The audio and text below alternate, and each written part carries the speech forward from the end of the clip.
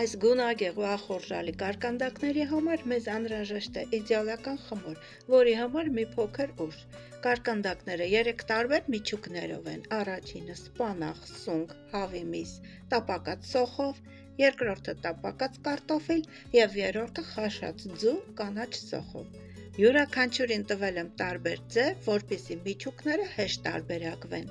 Կարող եք պատրաստել նաև վաղարջի տեսքով։ Հիմա անցնենք խմորին։ Վերցնում ենք 2 ձու, կես լիտր շիճուկ կամ կաթ, ավելացնում ենք 7 ճաշի քթալ ձետ, 2 թեյի քթալ խմորիչ, մեկական թեյի քթալ աղ ու շաքարավազ։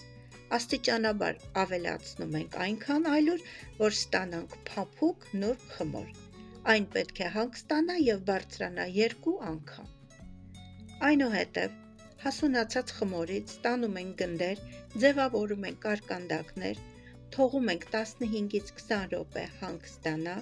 ձու ենք քսում վրան և թխում ենք նախօրոք տաքացված ջեռոցում